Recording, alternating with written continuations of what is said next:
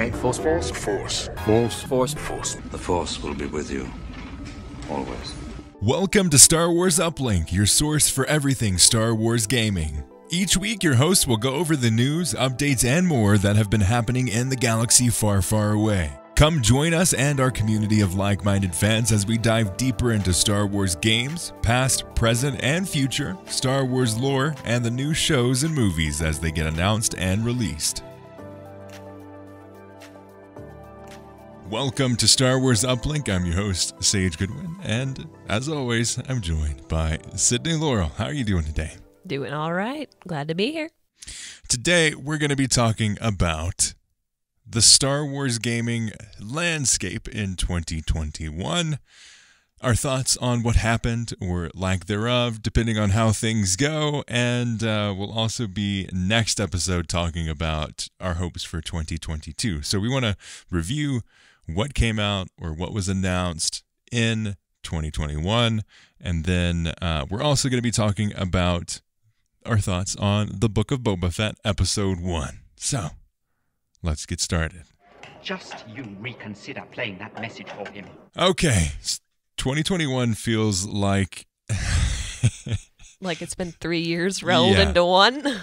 In preparation for this episode, I went back on Uplink Podcast and looked at the videos we were making for Star Wars gaming, and oh my goodness, I didn't realize what had happened this year because I thought it was last year and it was in January. So it feels so long ago. Starting off, something that I forgot was announced this year, and I thought it was in 2020 that was announced. Lucasfilm Games was officially relaunched. So Lucasfilm Games has always been a thing, but it hasn't been in the forefront since EA got the license in 2013 for Star Wars, because they had the exclusivity license, and in that time period they created Battlefront 2015, Battlefront 2 2017, Jedi Fallen Order, and Star Wars Squadrons. And then they also had Star Wars Galaxy of Heroes. I think that's what it is. The mobile game. That's what they did with their time in the sun. Very few games. I will say those games that they did release were quite good. So there is that part at least.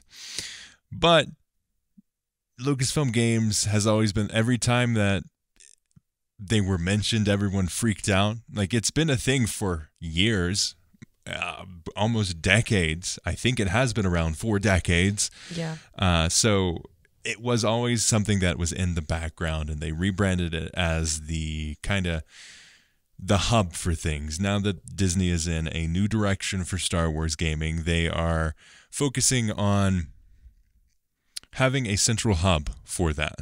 So they have Lucasfilm Games, which is going to handle all of the Lucasfilm game stuff. That's going to be the official title of the games that are going to be produced under the Star Wars banner, as well as Indiana Jones. They announced an Indiana Jones game developed by a Bethesda studio. Gotcha. So that's what Lucasfilm Games is, and that was announced this year that they were refocusing what Lucasfilm Games has been and going in this new direction. That now, instead of having one publisher have the license, they are going to open it up to other developers, and they're going to reach out to developers to make Star Wars games.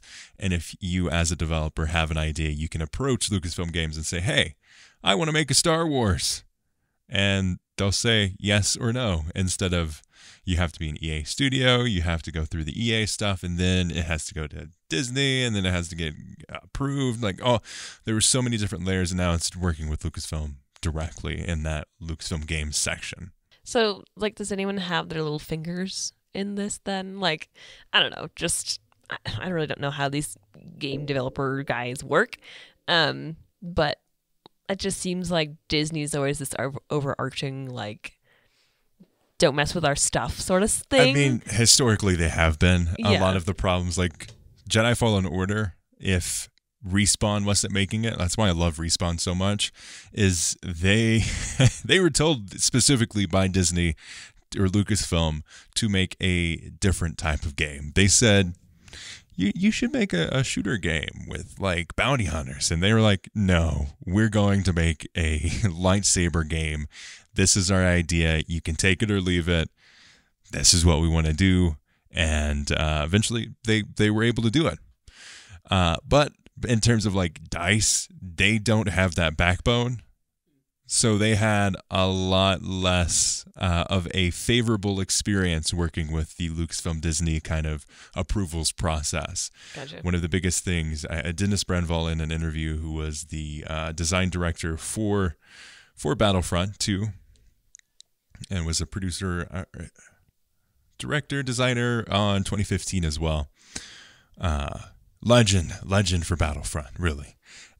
He said in an interview that if he could change one thing about making Battlefront, it would be the approvals process. He said that was his least favorite and most frustrating part of that was the approvals. Because of how DICE is structured, they're a very old company.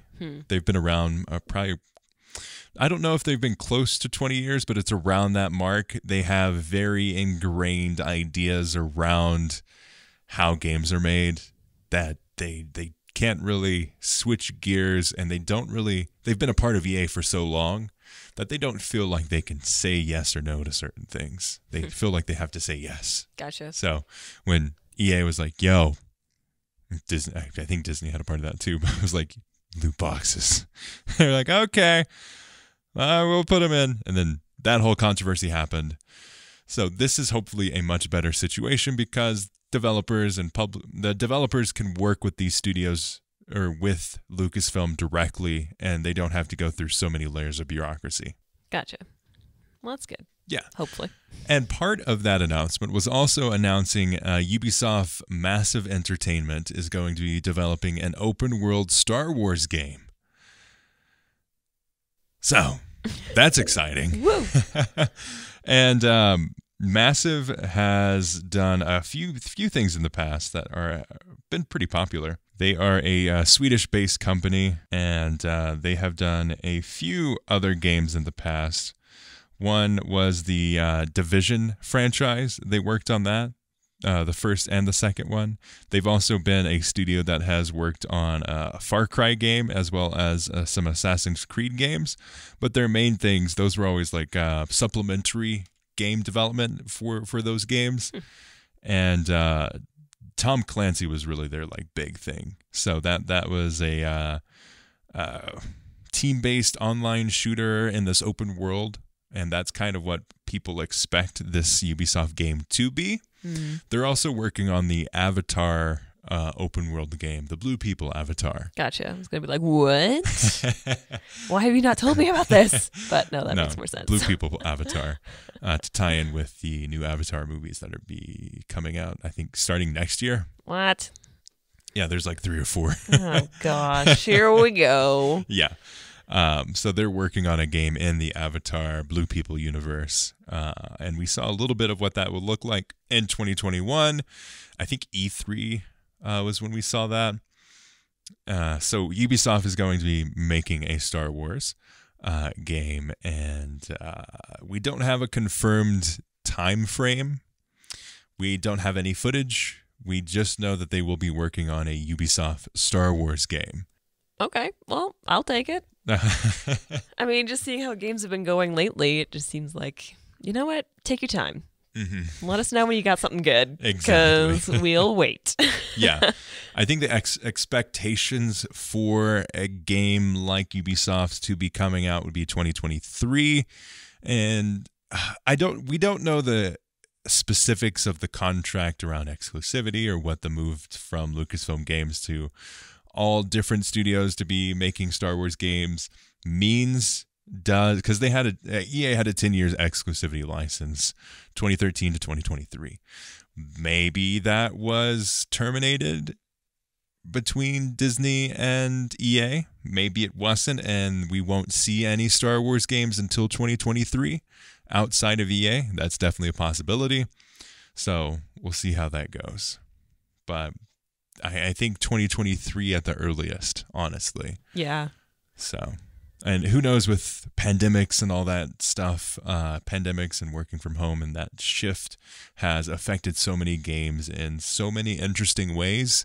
There has been a mass exodus from studios just because of the toxic culture around gaming, and how people don't feel well compensated or well appreciated in certain positions. So there's a lot of coming and going between these studios. So a lot, especially with like Battlefield, a lot of the developers that worked with the franchise historically aren't there anymore because they've gone to other studios or left the game industry entirely to work in tech, where they're better treated and more well compensated. So there's that part of things too. Fair. That's very fair. Yeah. Something that was also announced was the KOTOR remake was rumored around the beginning of the year, and we didn't see anything until I think it was June-ish. It was with E3 or Gamescom, I believe. But I think it was E3 because there wasn't anything Star Wars except for Lego Star Wars, the Skywalker Saga, which was also delayed this year to be, or delayed in 2021 to 2022. And that's coming up really soon. I think April or May is when we'll be getting that game. So I'm excited about that. But we'll talk about that next episode as we look forward to what's going to be coming this year for Star Wars. But yeah, a KOTOR remake was rumored, and now KOTOR Remake is officially announced. It's going to be exclusive to PS5 and PC, so it won't be coming to Xbox as far as we know. We don't know if it's a timed exclusivity, but it will be coming to PC. We got a cinematic trailer just setting the tone. We got Revan and a few other people mentioned, or at least there was a voiceover. It wasn't very detailed. It was basically Revan walking forward in the shadows with some voiceover, and that was about it. So that's as far as we know. We just know it's coming. We don't know exactly what it will be. What was rumored is it's going to be a combination between KOTOR 1 and KOTOR 2, kind of put those things together in this new remake flavor. Because it is a remake, it's not a remaster, which is great. So they're starting from the ground up. Yeah, so like, it sounds like they're making a whole new game. They are, and I think it's going to take definitely going to be taking inspiration from those previous games, but they're going with a new direction. I think it's going to be condensing the two games into a more canon experience to fit in with the timelines and see what the new world around Star Wars is in gaming and in that era, because it is the old Knights of the Old Republic. We have yet to see more of an official canon look at that. We know about the High Republic, which is a new era in Star Wars, but the Old Republic's even further back. It's a much wider time frame. And this will be that kind of we don't know if it's going to be canon, but we assume it will be canon, considering it is a remake. There's a few people involved with the project around writing, and as usual, there's always some controversy. The writer for the game has never played or does not like the previous games. What? She made some statements that said that they were not good games and that she does not prefer them, which, again, sparks some controversy. And there's always the idea of, like, is this what people are saying because it's a bad take? Or is it because she's a woman in gaming? That was kind of the controversy around it. What? Oh. Yeah. Oh, okay. I personally don't think anybody, regardless of religion, race, sex, gender, whatever, I think if you hate the original content, you're going to struggle with telling or capturing the true roots of that project, no matter what it is. Yeah. So we'll see how it goes. It could be good. How did she get on the job if she doesn't like the old ones? I know, right? If she's the one who's like, no, these have to be remade because I hate them. Like, maybe it ends up being a great thing. We get this new look, and she can take a really good look at what was there and say, oh, this was good. I like that part of this, but I don't like this part of this. So who knows? It may end up being a good thing, but I just think personally, in my opinion, I don't know if it's a good idea to put someone in the position who does not appreciate or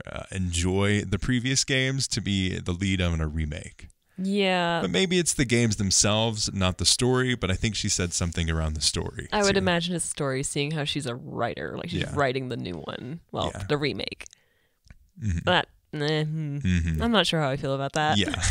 I'm sure everyone doesn't know how they feel about that. Exactly. And there was quite a bit of controversy because there were a lot of people, as usual, going and just being little punks, talking, being sexist around those decisions. They went with that direction. There were a number of people that actually did say, "Hey, I don't know if this is I don't care if she's a woman or a man or whoever." Again, I don't know. We'll see. We'll see how it goes. I'm just excited for a new take because I love the story of the first and the second game. I think the second game is better in terms of a story, but the gameplay has aged. It's rough, and I played them on console too, so it's even more rough. Yeah. Because those games were originally made for PC. So we'll see how it goes, but I'm just glad it's going to be getting made. Switching gears just a little bit, Star Wars Hunters, the Switch and mobile game, was announced, and it is in pre-release right now, beta. Depending on where you are in the world, you can play it, and this is a hero shooter based in locations and characters inspired by Star Wars. It's so weird. Zynga has the license for this, and they didn't decide to go with Star Wars characters specifically. They went to say, now none of these are canon Star Wars characters or universes or planets. Everything is like, there's a sand one, but it's not Tatooine. It's this other planet that's not a real planet. It's Star Wars inspired. Okay. It's really strange. I don't know why you get a Star Wars license and you're like, we're not going to do Star Wars. It's just going to be inspired by the universe of Star Wars, and it's going to say Star Wars Hunters. Yeah, okay. That's messed up. Because, like, you can't slap the name on it and say, actually, no, this is just a filter of Star Wars. It's either Star Wars or it's not. You know, like, they're somewhere in that hazy middle ground because it uses Star Wars weapons. They have Star Wars races. Like, you can play a Wookiee, you can play a Jawa. It's so strange. I don't know why they made that decision. I've heard Sammy Boy and Split Screen, friends of the podcast, both play it, and they've both greatly enjoyed it. I just think the whole idea around the game is so strange, and the fact that, like, depending on the location you are, they're promoting the crap out of it right now, and I don't know how to play it. So, I mean, I get it. Like, great, yes, give us random Star Wars bits. I get it. Like, let's do it. But I don't know. It seems like an odd twist to put on it. So it's like Star Wars and Fortnite mixed together. Like, it has this Fortnite vibe for me. We haven't discussed a whole lot on this of this on the podcast, so we'll have a Star Wars Hunters episode of the podcast once we get our hands on it and start to play it, because it is coming to Switch and it's coming to iOS and it's coming to Android. So yeah, I can't really say anything about it. I'm excited. Just haven't played it. I'm excited to play it. I haven't looked at anything, so I don't know 100% how it works in terms of, like, monetization. What does it look like to play? Because mobile games are always filled with, like, the worst possible pay-to-play mechanics. Like, can I only play 2 rounds before I have to jump out and do this? Or do I have to buy all the heroes? Does it take 15 years to unlock it? But if I pay $10, do I get all of them in a loot box? Who knows? We'll see. Yeah, and I'm just confused because this is the first time I'm really hearing about it. So yeah, we'll get you trained up in the Star Wars gaming arts. Don't you worry. Lego Star Wars, like we mentioned, was delayed again. It was originally supposed to come out in October of 2020. Then it got delayed again in 2021. or got delayed in 2020 to 2021, and then got delayed again even further to 2022. So this game was supposed to come out 2 years ago. It'll end up coming out April, May, June, somewhere around there. That is, of course, unless they Delayed it again. Apparently, though, they have a lot of polish on it. And again, like, I don't care if you delay the game. Just make sure it's good. It's full featured. It's well polished, and there aren't a lot of bugs. If it is delayed 2 years and it's still buggy and it's not very well optimized, like, that's on a develop. Like, that's on you guys. Come on. Yeah, and it's take your time and make it good. And let us know what what's going on. You only have one shot to have a first impression. Exactly. So make sure, don't become Cyberpunk. Yeah. Because Cyberpunk, they delayed it many times and it still released buggy garbage. Again, like, it's now great. People are loving it. It's got a very positive review score on Steam now. Wow. Yeah. And let's see, Star Wars wasn't shown at EA Play. I think the big thing, weeks before, so Star Wars SWTOR. So SWTOR announced that they weren't going to be at EA Play like 2 or 3 weeks before EA Play was a thing. And officially EA Star Wars waited until like 2 or 3 days before EA Play to be like, well, we're not doing anything Star Wars. And everyone was like, what? Because they hadn't said anything. So obviously we're like, Star Wars The Old Republic said, oh, hey, we're not going to be there. Don't expect anything. We've got other news later this year. So just be patient. We'll give it to you. And then EA Star Wars is like, silence. So we're like, oh, we can expect something cool from Star Wars, right? No. And they didn't tell us that until like days before. So that was very frustrating. That's a little rude. Yeah. Who knows if we'll ever see a Star Wars game from EA again. We're still going to get Jedi Fallen Order 2, so we expect, and we'll talk about that next episode. On that same vein, DICE pitched Battlefront 3 to EA. According to leakers, people familiar with the industry said that DICE pitched Battlefront 3 to EA, and they denied it because the game would have to sell 20% more copies to be profitable. And, like, did you not see how many people are playing Star Wars Battlefront to this day? You're going to be able to sell 20% more copies if you release a good game, especially with the Battlefront license. Like, no, there's no way that doesn't sell 20%. It's going to sell 50% more than another franchise. Maybe that's what they're worried about, though, is that it's not going to be a good game. That's true. I mean, considering DICE's reputation for the past 7 years, let's see. The last good Battlefield game was Battlefield 1. Battlefield 5 launched horribly. Battlefront 2 launched horribly. Eventually it got to a good spot. Battlefront 2042 launched horribly. So 2016 was the last time we saw a good launch from... I mean, even Battlefront 2015 was a lackluster release, but it still sold 13 million copies, which is more than Battlefield 1 did. I believe, definitely more than Battlefield 5. Battlefield 5 only sold like 9 million copies. So there's your 20% more on a lackluster release. There you go. It's easy. You put Star Wars on anything and it's going to sell over 20% more. There's no way that math doesn't add up. Yeah. So yeah, that's a look at Star Wars gaming in 2021. Next episode, we're going to be looking forward, some of our hopes, expectations, what games do we think are going to be announced.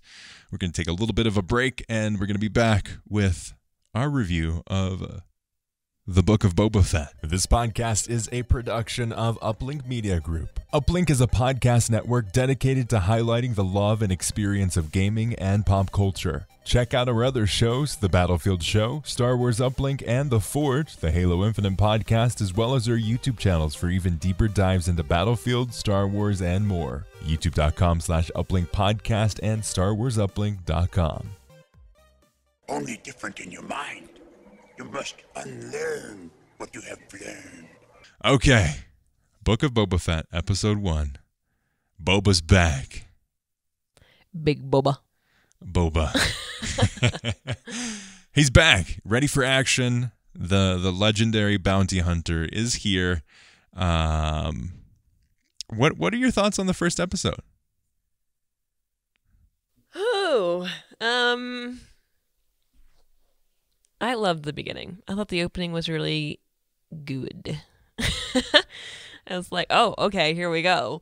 Jumping right in to what we see as a recovering Boba. Yeah, definitely. He seems wounded for having sure. these dreams. I mean, we're gonna touch on some spoilers in this section. So if you don't want to be heavily spoilered, I wouldn't necessarily recommend. Let's do a quick spoiler-free synopsis of our thoughts. Okay. And then we'll get into more specifics. For me, I love the setting. It's great to see Boba on screen again. The fight scenes feel slow in a way that I did not expect, considering Robert Rodriguez,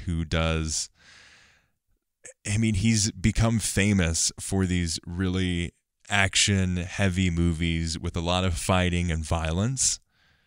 And then to see the fighting in this to be very slow was strange.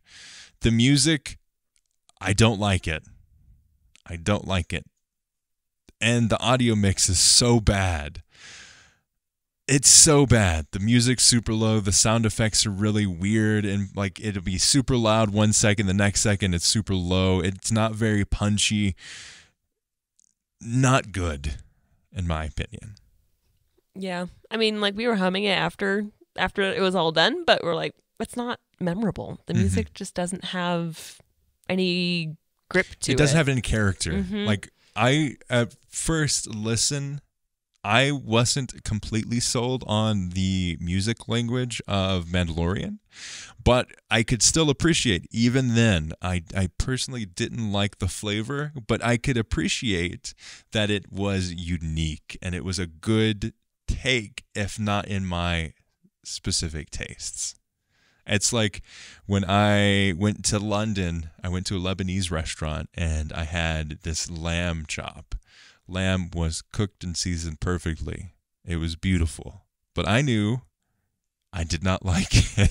I ate the whole thing, but I was like, okay, this is not for me. I had like the lamb in the best possible situation. I was like, it's not for me. Now, Mandalorian did end up growing on me. But I don't think this is going to grow on me because it's not very recognizable. Yeah. I guess I don't really have a whole lot more to say about it. Because I feel like you touched on most of my thoughts on it as well, especially with like the slowness of like the action and stuff. I guess it felt just very human. It felt like we were like watching, like if you've been on like a fake set or something like that where you see people like doing their stunts and stuff, it just felt like that. It felt like we were just watching stunt people flail around, and there wasn't any like it didn't feel very cinematic at all. It just felt very flat, clunky. Yeah, flat is a fantastic way to put it, because that's how it felt, very flat. It's interesting. Yeah.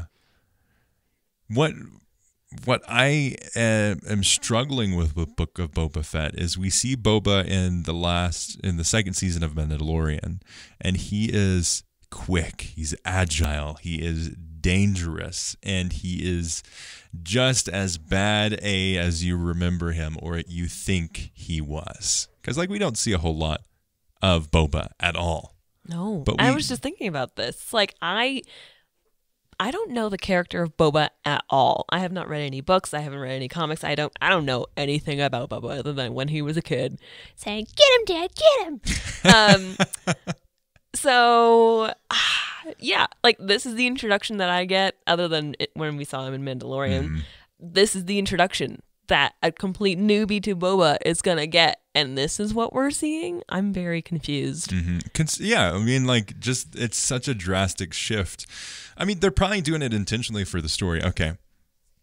this is where the spoiler-free discussion stops. So This is where we draw the line. We got to get into this. thank you for listening. If you like this episode, definitely consider rating us on Spotify or iTunes, Apple Podcasts, all the places. We greatly appreciate that.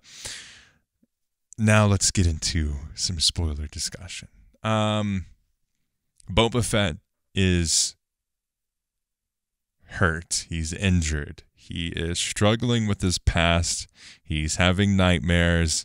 He is in this place, which in and of itself is perfectly fine start to a story. But considering we saw him in Mandalorian Season 2 and he was epic, he was a complete character, it's such a drastic shift. Yeah, I don't know what's going on. It's like, okay, so we're getting this dichotomy of a character where we have him climbing out of the Snarlack pit, and we've got him surviving in this Getting sand trapped people. by sand people. And over and over again, we see him getting back up, totally scarred, totally like dehydrated. The dude's a freaking beast. Yeah. He's dehydrated. He doesn't have the nutrients he needs, and he's still kicking butt. Yeah. And then we get him in this Bacta tank. Bacta. Who can't even like hit little shield guys. Like, Yeah. come on, bro. Like you're supposed to. You're telling us that you Get me back to my bath. You're telling us that you've gotten through all this crap. You're now on the throne of Jabba the Hutt. Mm-hmm. And you need your little bath time? Like, Yeah, I'm so you're the most confused. powerful person in Tatooine, and you're struggling against people that you just took out in episode 2 of their season 2 of The Mandalorian. Yeah, I'm confused. Mm-hmm. Yeah, I don't know. Maybe it's deliberate. The thing, like I said, the thing I struggle with is that deliberation of being slow to the start, of having this wounded character is fine in and of itself. If Book of Boba Fett was its own thing, this was a new character we've never seen before. Right. Perfect. It's a great start. You're getting the background of this character, surviving the Sarlacc, beating the crap out of sand people, and then you see him older, more worn, and he's struggling. He's on the throne of Tatooine. Like, it's a very compelling start to a story. Right. Except this is Star Wars. This is a character we've lived with for over 40 years. This is a character that is more legendary and has had fewer time on the screen than any other character. We know so little about him, especially in canon. Mm-hmm. And we just saw him in The Mandalorian. He was hyped up. He was a beast in Mandalorian. And now we see him as a completely different person. Yeah. Oh, he's this old man. Old. Trying to win everyone. It would have been trying fine to if, win like- an entire culture over with respect. Yeah. I get it. You're going to have to be a little bit more powerful to do that. Yeah, you're going to have to know what you're getting Yeah, into. I you feel like can't he's get just... you can't walk down from your holy mount on the top and then get kicked, like totally destroyed to the point where you have to have your bodyguards drag you up to the mountain again so you can get into your bathtub. Mm-hmm. Yeah. I don't know. I have a problem with his philosophy because you can't. I'm going to be really fascinated to see what they do with his winning them over with respect sort of thing, because He's going to have to get some training going. he's going to need a lot of, I don't know. He's in for a world of hurt if he thinks he can just walk into an entire culture and change everything. I don't know. Especially Tatooine, Mos Eisley, Mos Espa. These hives of scum and villainy. And you're going to be like, oh, hey, guys. I'm going to be curious to see Yeah. how this all goes down. Going door to door. What's her name? His little sidekick lady. Fennec Shand. Fennec Shand has got a lot more patience than I do for him right now. So he better start wowing me and getting me to respect him. So Yeah. I respect the old him. I don't know what this new him's doing. Exactly. Yeah. You have to have a little bit of a foundation of legendary status, which he does, but not necessarily in that universe, to the point where a sniveling mayor doesn't want to visit him. Like, dude, you've been gone for like 30 years. Yeah. I don't know. And I feel like no one in Tatooine knows him. Like, no one knows his name. Mm-hmm. I feel like he's just like, who are you? Who? What? Yeah. It's like, what? You're going to go into this place with no reputation at all and expect everyone to just suddenly respect you? I don't know. Jabba ruled Tatooine with fear. I plan to rule it with respect. Well, I'm here for the ride of how that looks, so let's go. I think overall, like, as much as we're kind of tearing it apart, it's a good start. Like, honestly, it's the start of a season. I kind of would have expected something a little bit more punchy. I love all of the background stuff, like the flashbacks, I think is super awesome. I love that start. The whole getting out of the Sarlacc pit. That was amazing. So awesome. And then the meme that's going around with the Parks and Rec, Patton Oswalt, like scene for scene breaking down in Parks and Rec years ago, and now it's basically the same. Yep. It's so great. It's beautiful. I love it. Yeah, but I think it's a good start. I hope to see more impactful character development. I'd love to see some explanation. And I specifically use that phrase, see some explanation, because I want to see it. I don't want him to be like, well, I'm like, I mean, we had this discussion last episode when we were talking about our expectations for Book of Boba Fett. I don't necessarily want to hear him a whole lot. I want him to be, I think that's what's so disappointing, is like, he is this character we know very little about. And every time he opens his mouth, it's like, dude, the things you're saying don't actually reflect what's actually happening. Yeah. It's like he just, I don't know, something about it just seems like he's not as worldly. And yet he's the guy who overthrew, or who like has taken the throne of this. He has been out of action for a little while. Oh, that's fair. So I guess, I don't know, maybe it's hard to say. I mean, obviously it is difficult to say that we're disappointed in it at all, because it's the first episode and it's just building everything up right now. I think one thing I hope to see is a theme, like even in the music, like to feel like in my head right now, I can automatically think of the Mandalorian theme. Yeah. I can't. I don't. We were know. humming it afterwards, and I have no memory of it. Nope. No, it's gone. So I'm really curious to know what kind of a theme they give him. Yeah. And like what the feelings that we're gonna get from it. Yeah. Should be interesting. I'm looking forward to it, to see how it goes, what it looks like, ultimately what happens to the character.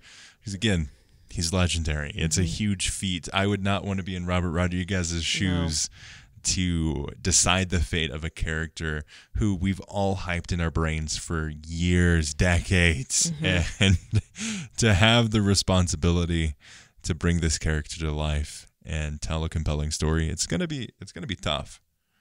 So I'm looking forward to it. I mean, I love the setting. We're back on. What I love most is we're on Tatooine. It's not some new sand planet. Like, stop with the new stuff. If you want a planet similar to something in the past, use that planet. Don't make a freaking new sand planet. I mean, I'm sure there's billions of them in the galaxy. But come on. But that doesn't mean we have to see them all. They're not all the same. Yeah. Jakku, you don't exist. Get out of here. You're Where? a cheap ripoff of Tatooine. Yeah, it's like you'd at least done something a little different. Yeah, no. Well, this sand's actually a lighter yellow. It's not the same like rich texture. This is more of like, well, you could say the sand color of Tatooine was like a cardboard box, and this is like ashy wood. Tatooine sounds like a sea, but Jakku is more like a desert. It's so bad. Yeah, but I think with that, thank you all so much for listening to this episode of Star Wars Uplink. greatly appreciate you all for sticking with us and joining us back as we dive deeper into the world of Star Wars gaming, Star Wars lore, Star Wars movies, books, TV shows, all the things. So definitely thanks for sticking around. Here goes to a fantastic 2022. Let's hope we get a lot of Star Wars, both games and movies and shows, all the things. As always, thanks for listening. We greatly appreciate your support by leaving us a review on iTunes, Apple Podcasts. You can also rate us on Spotify, so that'd be great as well if you listen on Spotify. Our Twitter handle is at Star Wars Uplink. You can join us there. Our YouTube channel is Star Wars Uplink. We have over 20,000 subscribers. We hit it just before midnight to ring in the new year. A minute, 11:59 p.m. We hit 20,000 subscribers. At 12 midnight, we had 20,001. That's so awesome. Perfect.